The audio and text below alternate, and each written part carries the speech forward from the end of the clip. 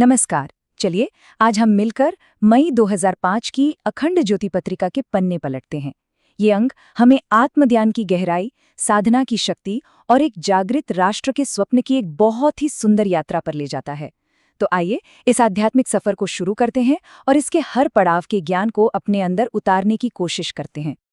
तो इस अंक की शुरुआत ही होती है एक बहुत ही गहरे सूत्रवाक्य से। ये सिर्फ एक लाइन नहीं है, बल्कि ये समझिए कि इस पूरे अंक का सार इसी में छिपा है। ये हमें याद दिलाता है कि असली खोज कहीं बाहर की दुनिया में नहीं, बल्कि हमारे ही अंदर है। खुद को जानने का यही सफर हमें परम ज्ञान की ओर ले जाता है। तो चलिए अपनी यात्रा शुरू करते हैं। हमारा पहला पड़ाव है ज्ञान की आंतरिक प्यास। पत्रिका का पहला लेख इसी विषय पर है, जो उस गहरी बेचैनी और खोज की बात करता है जो हर इंसान के भीतर कहीं ना कहीं सुलगती रहती है। एक ऐसी शांति की तलाश जो दुनिया की चीजों से नहीं मिलती। तो आखिर ये ज्ञान की प्यास है क्या? देखिए, लेख हमें समझाता है कि ये सिर्फ किताबें पढ़कर जानकारी इकट्ठा करना नहीं है। ये तो हमारे अंदर से उठने वाली एक पुकार है, एक ऐसी बेचैनी जिसे कोई भी दिमागी तर्क शांत नहीं कर सकता। ये सच को सिर्फ जानने की नहीं, बल्कि उसे अनुभव करने, उसे जीने की एक गहरी तड़प है।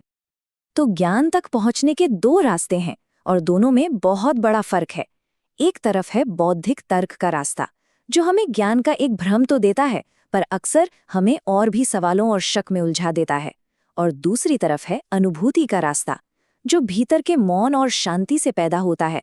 और यही वो सच्चा जवाब है, जहां आकर सारी खोज खत्म हो जाती है। तो सवाल ये उठता है कि इस अंदर की प्यास को बुझाया कैसे जाए?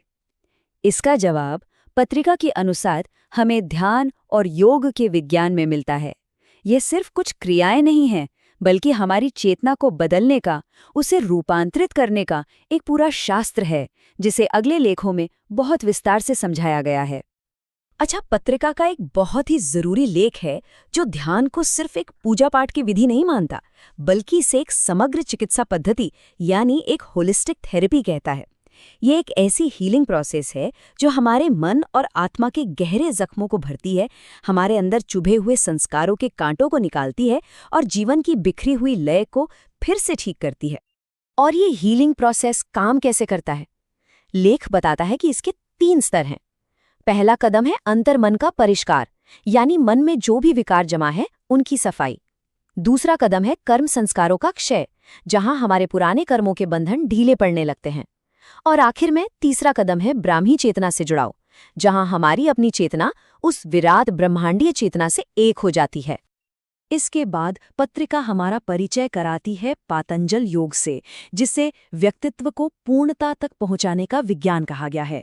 मतलब योग सिर्फ आसन और प्राणायाम तक ही सीमित नहीं है, बल्कि ये तो एक पूरा विज्ञान है, एक ऐसी वैज्ञानिक यात्रा जो हमें आत्मविस्मृति के अंधेरे से निकालकर हमारे असली स्वरूप यानी आत्मबोध तक ले जाती है। और इस पूरी यात्रा के महर्षि पतंजलि के अनुसार 2 बहुत मजबूत पिलर्स हैं, 2 आधार स्तंभ हैं। पहला है अभ्यास, यानी अपने लक्ष्य के लिए लगातार पूरे मन और श्रद्धा से कोशिश करते रहना। और दूसरा है वैराग्य, यानी दुनिया की अस्थायी चीजों से मोह न रखना और अपने असली लक्ष्य के प्रति गहरा लगाव रखना। इन दोनों के बैलेंस से ही साधना सफल होती है। तो देखिए, ज्ञान को समझना एक बात है, पर उसे जीवन में उतारना वो असली कला है। और अब हम इसी पर बात करेंगे, साधना और अभ्यास की शक्ति पर। पत्रिका में एक लेख है, उपासना अनिवार्य है, साधना उससे भी अधिक, जो हमें सिर्फ पूजा पाठ से आगे बढ़कर अपने पूरे जीवन को साधने की प्रेरणा देता है।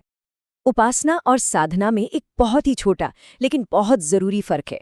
उपासना हो सकता है कि किसी खास समय पर की जाने वाली पूजा हो, लेकिन साधना तो 24 घंटे चलने वाला एक कमिटमेंट है। ये खुद को सुधारने, खुद को शुद्ध करने और खुद पर नियंत्रण रखने का एक लगातार चलने वाला संकल्प है, जो हमारे हर सोच और हर काम में नजर आता है। और हाँ, इसी से जुड़ा एक और लेख है जो एक बहुत ही प्यारी बात कहता है, जिसका शीर्षक है भावना ही जीवन की धुरी है, सार है। ये हमें याद दिलाता है कि आध्यात्मिक रास्ते पर सूठे ज्ञान या तर्क से कहीं ज्यादा कीमत निर्मल, साफ सुथरी भावनाओं की होती है। जहाँ बुद्धि की सीमाएं खत्म हो जाती हैं, वहाँ शुद्ध भावना ही हमें परमात्मा से जुड़ती है। पर जैसा कि होता है, इस रास्ते में कुछ रुकावटें भी हैं। राग द्वेष तृष्णा से मुक्त ही धर्म श्रवण कर सकेगा। इस लेख में भगवान बुद्ध की एक कहानी के जरिए समझाया गया है कि हमारे अंदर के 4 दोष राग, द्वेष, मोह और तृष्णा ऐसे पर्दे बन जाते हैं जो सच की आवाज को हम तक पहुंचने ही नहीं देते। तो अभी तक हम व्यक्तिगत साधना की बात कर रहे थे। अब पत्रिका इस दायरे को और बड़ा करती है और बात करती है एक सामूहिक चेतना की, एक जागृत राष्ट्र के सपने की। ये खंड हमें दिखाता है कि कैसे एक एक व्यक्ति का आध्यात्मिक बदलाव पूरे समाज और देश की तरक्की का आधार बन सकता है। और इस सपने को सच करने का एक जरिया क्या हो सकता है? एक लेख है भारतीय संगीत विश्व संगीत का सिरमौर बनेगा, जो कहता है कि हमारा संगीत सिर्फ मनोरंजन का साधन नहीं है, बल्कि ये तो भाव संवेदनाओं का एक गहरा समंदर है। इसकी आध्यात्मिक नींव और इमोशनल गहराई में इतनी ताकत है कि ये पूरी दुनिया के दिलों को जोड़कर भावनाओं का एक ग्लोबल ब्रिज बन सकता है। तो इस बड़े सपने को पूरा करने की सबसे बड़ी एनर्जी कहाँ से आएगी?